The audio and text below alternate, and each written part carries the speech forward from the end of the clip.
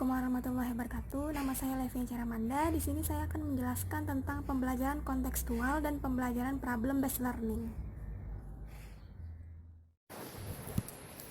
Baiklah, di sini saya akan menjelaskan tentang pembelajaran kontekstual dan pembelajaran problem based learning.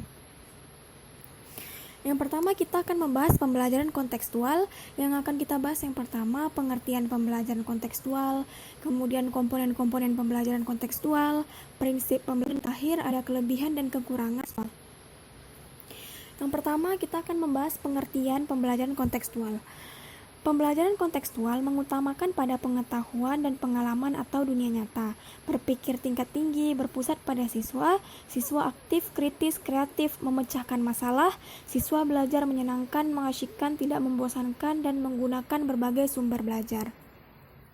Nah, jadi pembelajaran kontekstual adalah suatu strategi pembelajaran yang menekankan kepada proses keterlibatan siswa secara penuh untuk dapat menemukan materi yang dipelajari dan menghubungkannya dengan situasi kehidupan nyata sehingga mendorong siswa untuk dapat menerapkannya dalam kehidupan mereka.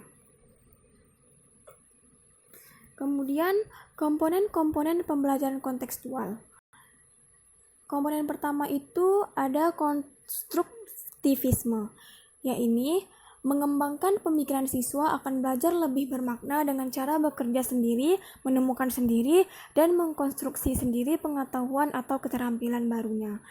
Yang kedua itu ada bertanya, yaitu mengembangkan sifat ingin tahu siswa dengan bertanya.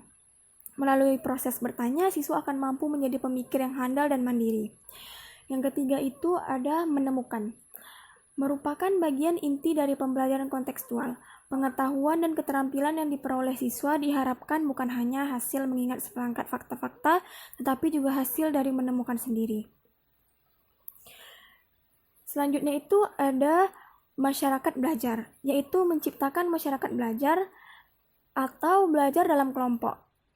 Yang kemudian ada permodelan, yakni menghadirkan model sebagai contoh pembelajaran. Dengan adanya model, siswa akan lebih mudah meniru apa yang dimodelkan. Kemudian ada refleksi. Refleksi dilakukan pada akhir pembelajaran. Refleksi merupakan upaya untuk melihat kembali, mengorganisir kembali, menganalisis kembali, dan mengklarifikasi kembali dan mengevaluasi kembali hal-hal yang telah dipelajari. Yang terakhir ada penilaian sebenarnya, yaitu upaya pengumpulan berbagai data yang bisa memberikan gambaran pengembangan belajar siswa. Selanjutnya itu kita akan membahas prinsip-prinsip pembelajaran kontekstual. Yang pertama, menekankan pada pemecahan masalah. Yang kedua, mengenal kegiatan mengajar terjadi pada berbagai konteks seperti rumah, masyarakat, dan tempat kerja. Yang ketiga, mengajar siswa untuk memantau dan mengarahkan belajarnya sehingga menjadi pembelajaran yang aktif dan terkendali. Yang keempat, ada menekankan pembelajaran dalam konteks kehidupan siswa. Yang kelima, ada mendorong siswa belajar satu dengan lainnya dan belajar bersama-sama. Yang keenam, ada menggunakan penilaian otentik. Yang terakhir, ada kelebihan dan kekurangan pembelajaran kontekstual. Yang pertama, kelebihannya, peserta didik mampu menghubungkan teori dengan kondisi di lapangan yang sebenarnya. Yang kedua, peserta didik dilatih agar tidak tergantung pada menghafal materi. Yang ketiga, melatih peserta didik untuk berpikir kritis dalam menghadapi suatu permasalahan. Yang keempat, melatih peserta didik untuk berani menyampaikan argumen, bertanya, serta menyampaikan hasil pemikiran.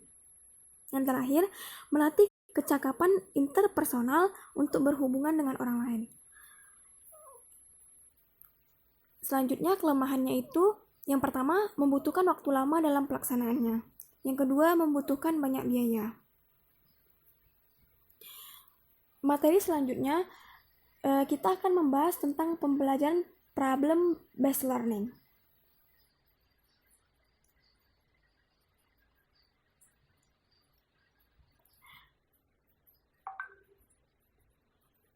Pembelajaran berbasis masalah yang berasal dari bahasa Inggris problem-based learning adalah suatu pendekatan pembelajaran yang dimulai dengan menyelesaikan suatu masalah, tetapi untuk menyelesaikan masalah itu peserta didik memerlukan pengetahuan baru untuk dapat menyelesaikannya.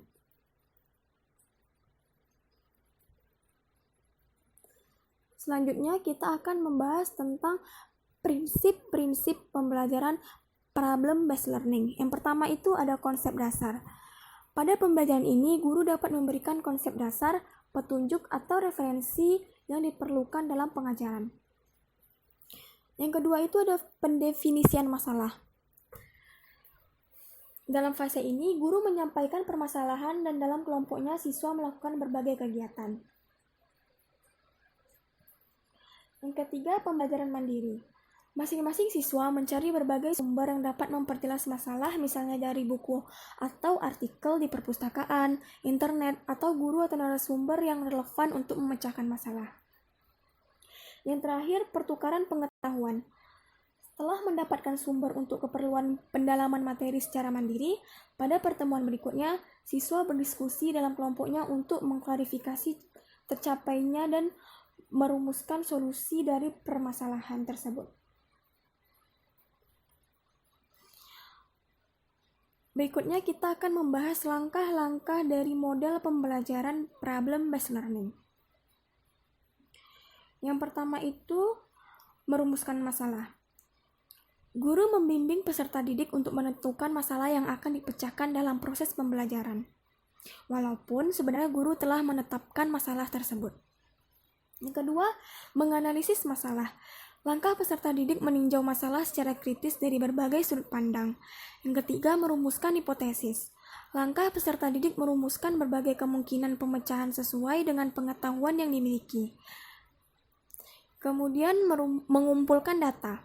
Langkah peserta didik mencari dan menggambarkan berbagai informasi yang diperlukan untuk memecahkan masalah. Selanjutnya ada pengujian hipotesis. Langkah peserta didik dalam merumuskan dan mengambil kesimpulan sesuai dengan penerimaan dan penolakan hipotesis yang diajukan. Yang terakhir ada merumuskan rekomendasi pemecahan masalah.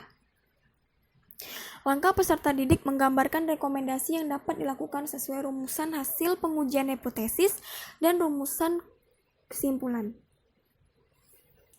Yang terakhir itu ada kelebihan dan kekurangan pembelajaran problem-based learning.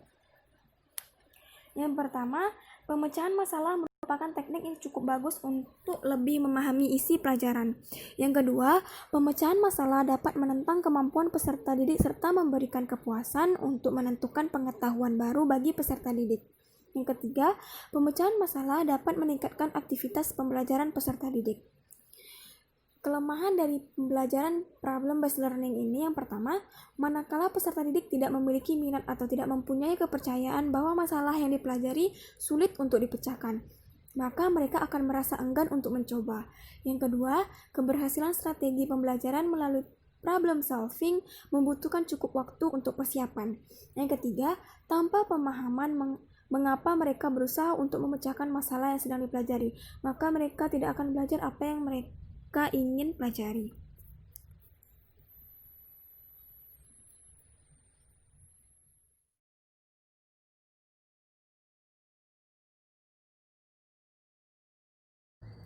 Baiklah, sekian penjelasan saya mengenai pembelajaran kontekstual dan pembelajaran problem-based learning. Mohon maaf bila ada kesalahan. Wabillahi wa taufiq wal hidayah. Wassalamualaikum warahmatullahi wabarakatuh.